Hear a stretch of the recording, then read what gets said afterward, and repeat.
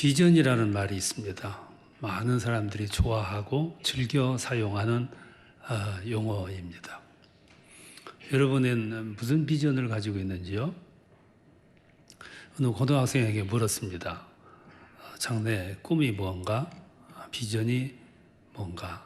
인류대학에 가는 것이 꿈입니다. 왜 그러냐니까? 그래야 좋은 직장에 갈 것 아닙니까? 그 다음에는 그래야 예쁜 섹시가 얻어서 결혼하지요. 그 다음에는 말이 없는 거예요. 그 다음 생각을 안 한 거예요.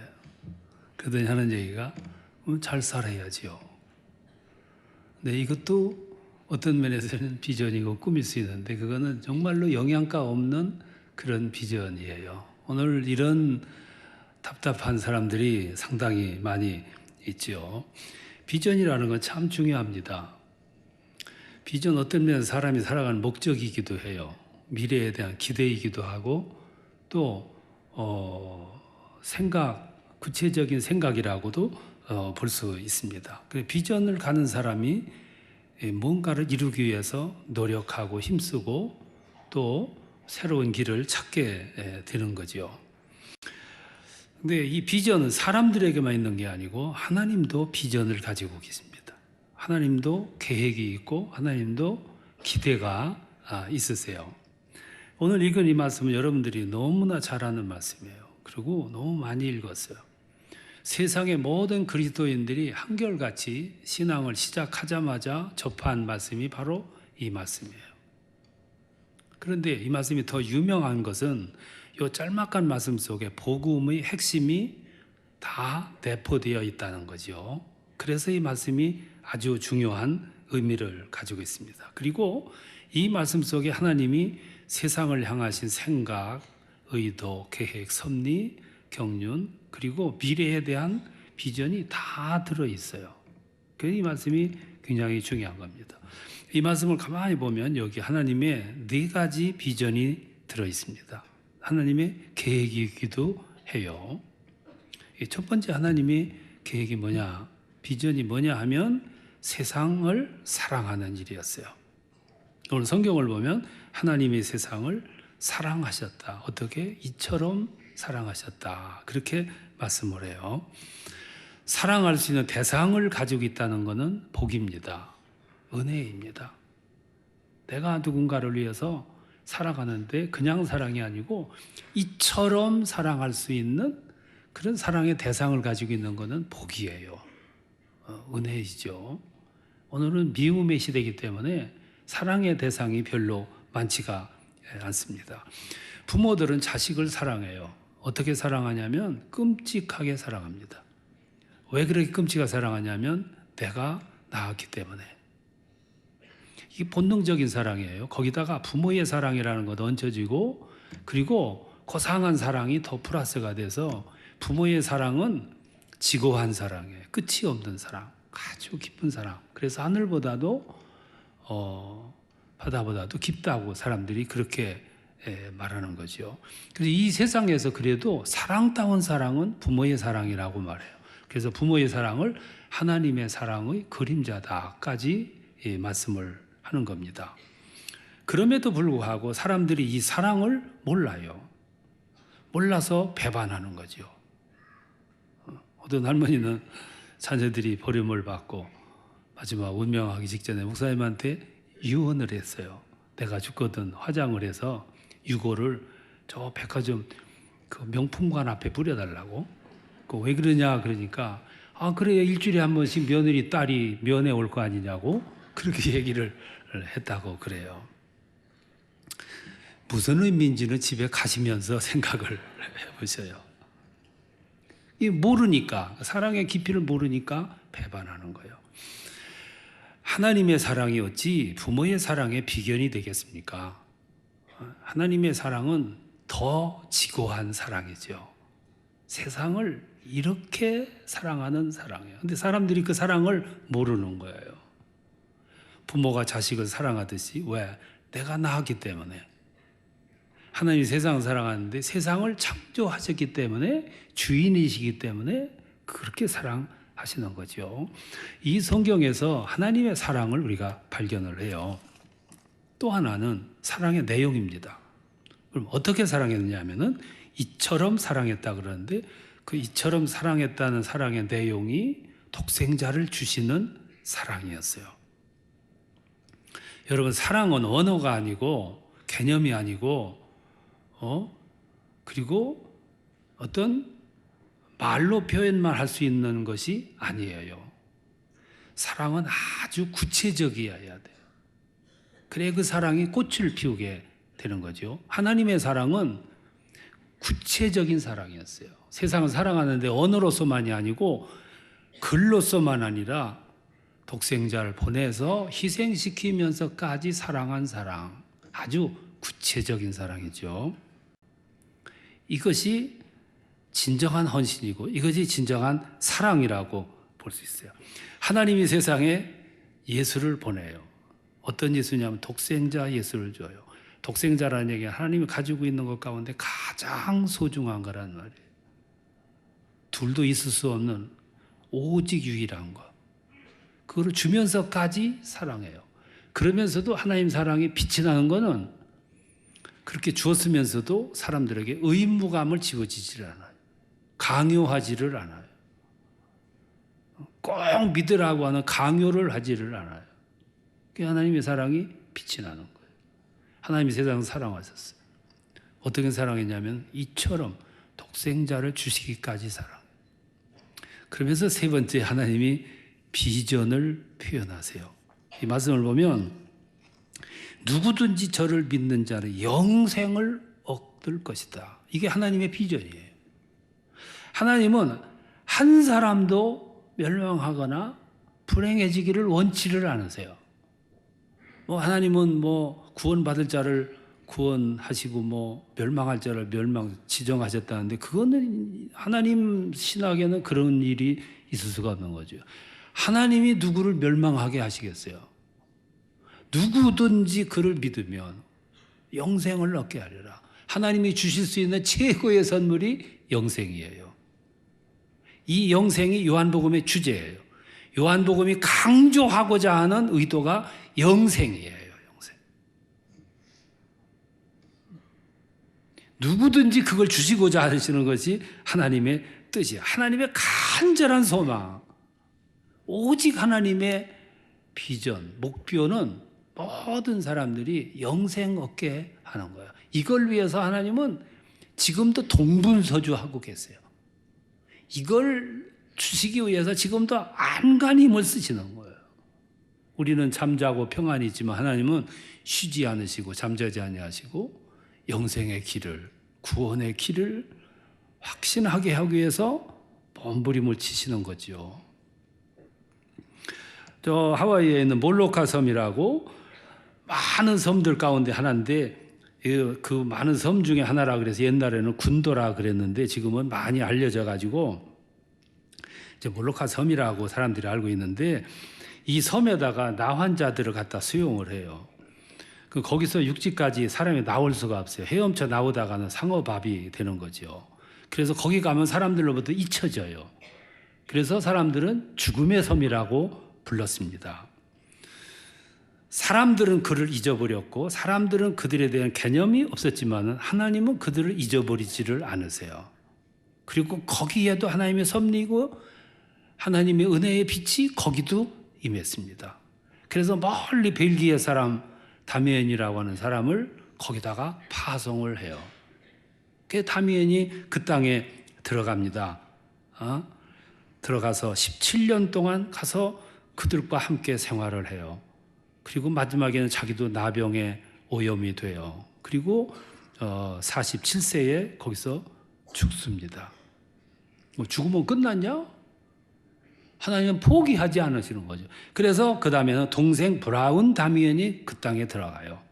거기 가가지고 30년 동안 사역을 하다가 마침내 30세에 들어가서 35년여 동안 그들과 함께 사역을 해요. 그들의 구원을 위해서 그냥 몸을 던져요. 그 땅에서 죽어요. 그리고 하나님은 포기했냐? 아니거든요. 그 다음에는 조카 다미엔이 그 땅에 들어가요. 42살에 들어가 가지고 19년 동안 그들과 함께 살다가 그 땅에 묻혀요. 그래서 몰카서 한 구석에 다미엔가의 공동묘지가 마련이 된 거예요. 그리고 거기에 묘비를 세웠어요. 묘비에다가 이렇게 기록을 했어요. 한 알의 밀알이 땅에 떨어지면 많은 열매가 맺느니라. 그리고 말하기를 그들이 이곳에 올 때는 그리스도를 아는 사람이 한 사람도 없었지만 이제는 그들이 떠나간 그 자리에 그리스도를 모르는 사람이 한 사람도 없게 되었다. 사람은 그 땅을 포기했어도, 사람들은 그 땅을 잊어버렸어도 하나님은 그 땅을 잊어버리질 않아요. 그들 가운데서 누구도 한 사람 영생을 모르고 죽어가는 걸 하나님은 원치 않으셨어요. 그 열정은 지금도 표현되고 있어요. 지금도 내가 모르는 사이에 나의 주변에서, 우리 주변에서, 이 나라에서, 역사 속에서, 시간 속에서 지금도 역사하고 움직여 나가고 있다 이 말씀이에요. 이게 하나님의 비전이에요.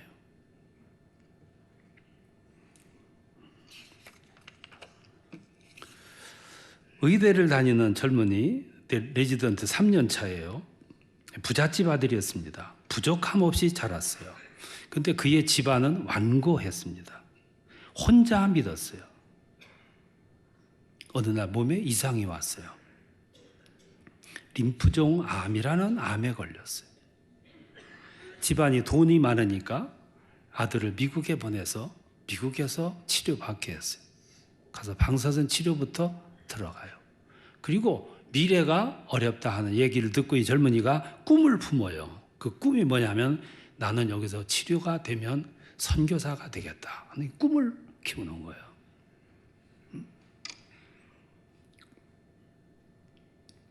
그러면서 그는 이렇게 해고를 해요. 나는 어려서부터 받기만 하면서 살았다.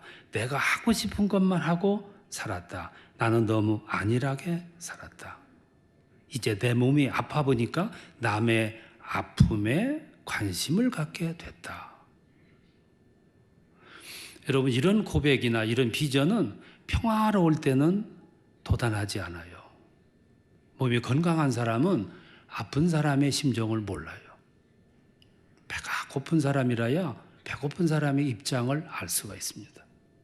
그러니까 깊은 병 들고 나서 비로소 이 사람은 꿈을 가져요. 선교사가 되는 것이 나의 꿈이다. 병상에서 그는 그 비전을 품어요. 그의 집은 완고했습니다. 애아들이었어요. 부모들이 큰 기대를 가지고 의대에 보냈고 앞으로도 미래에 대해서 희망을 가졌어요. 그런데 그 아들이 병에 걸렸는데 그것도 슬퍼한 마음이었는데 또 선교사가 되겠다고 선언을 했습니다. 그때 부모가 받았던 마음은 배신감이에요. 배신감이 굉장히 컸을 거예요. 그런데 아들의 고집이 너무 고집이 셌어요. 확실히 있었습니다. 그러니까 부모들은 그거를 이해를 못하는 거예요. 그러니까 갈등이 충돌하는 겁니다. 그때 심각한 충돌 속에서 아들이 이렇게 말하는 거예요. 하나님은 나를 희생하면서라도 완고한 우리 집안을 구원하시려는가 보다. 이게 아들의 고백이었어요. 그리고 그 아들이 죽어요. 허무하죠. 세상적으로 보면 이것처럼 허무한 일이 어디 있겠어요. 근데 하나님은 허무라고 하는 재료를 통해서, 실패라는 재료를 통해서, 아픔이라는 재료를 통해서 무언가를 또 이루세요. 합동해서 유익하게 일을 전개하시는 것이 하나님의 뜻이에요. 그 아들이 죽고 나서 3가지 기적이 일어났어요. 하나는 요지부동이던 완고했던 부모들이 아들의 뜻을 따라서 회심을 해요. 그리고 빚기로 작정을 하는 거예요. 2번째 기적은 아들이 치료가 되면 그렇게 가고 싶었던 선교지, 거기다가 그 부모들이 사제를 털어서 교회를 짓는 거예요. 세 번째 기적은 친구가 죽어가는 모습을 동료들이 바라보면서 죽어가는 동료의 모습을 지켜보던 동료 하나가 내가 저 친구가 이루지 못한 꿈, 선교사의 사명을 내가 감당하겠다. 친구 중에 그 친구를 대신해서 대신 선교사가 나온 거예요. 이거는 사람의 마음이 아니고 사람의 상황에서 이루어지는 일은 아니에요. 하나님은 오늘도 이렇게 일하고 계세요. 당신이 가지고 있는 비전을 허공에 떠 있는 비전이 아니고 구체적으로 이루시는 것이 하나님의 섭리고 하나님의 뜻이고 하나님의 비전이에요. 누군가를 통해서 지금도 어제도 내일도 그 꿈을 이루신다 그 말씀이죠. 하나님은 세상을 사랑하세요. 어떻게 사랑하냐면은 독생자를 주시면서까지 사랑해요. 그리고 이 세상 누구든지 한 사람도 멸망하지 원치 않고 영생을 얻게 하시고자 하는 것이 하나님의 가장 뜨거운 비전이에요. 마지막 하나 더 있어요. 오늘 성경을 보면 이런 말씀을 해요. 그를 믿는 자는 심판을 받지 아니할 것이요. 18절에 가서 보면 아주 좀 깨름직한 말씀인데 거기 뭐라고 말씀하냐면 그를 믿지 않는 자는 벌써 심판을 받은 자니라. 그를 믿으면 누구든지 구원을 받으리라. 그 말을 이렇게 꽈서 뒤집어 보면 그를 믿지 않는 사람은 영생을 받지 못하리라 그 말이고, 또 여기 말씀 보니까 벌써 심판을 받은 자니라. 지금 현재적으로 말씀하고 있는 거예요.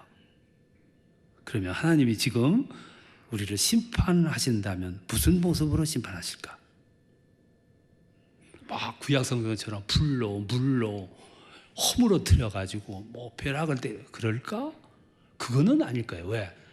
하나님은 그런 하나님은 아니시기 때문에, 한 사람의 멸망을 원치 않으시는 하나님이시기 때문에.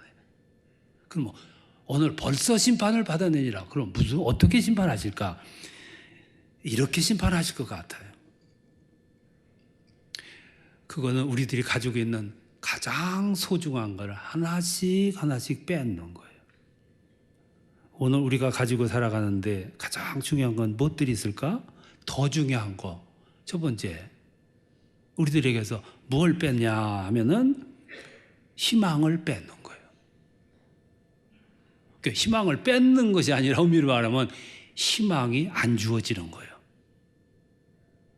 여러분, 사람이 살아가는데 큰 집도 중요하고 성공하는 것도 중요한데 그보다 더 중요한 거는 희망입니다.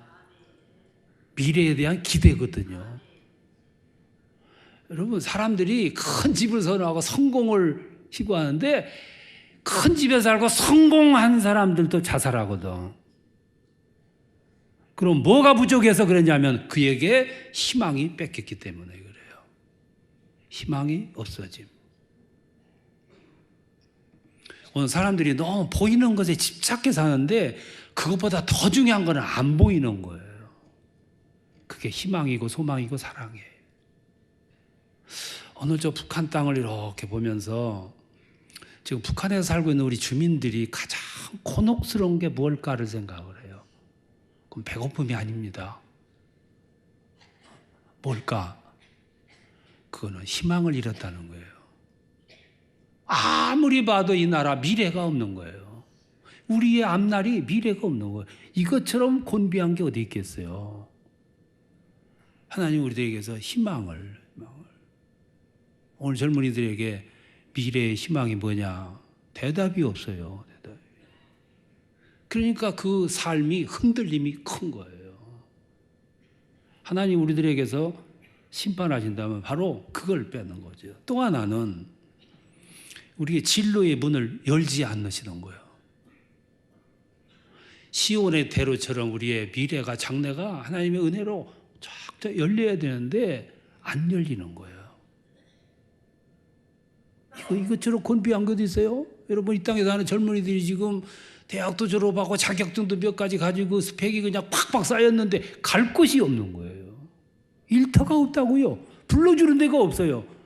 새날이 밝았는데도 소망이 없고 기다림이 없고요. 새해가 밝았는데도 계획을 못 세우는 거예요. 미래 진로가 없는 거지요. 이것처럼 아픈 일이 세상에 어디 있겠어요. 또 중요한 게 하나 있는데 그게 뭐냐면 평안이에요.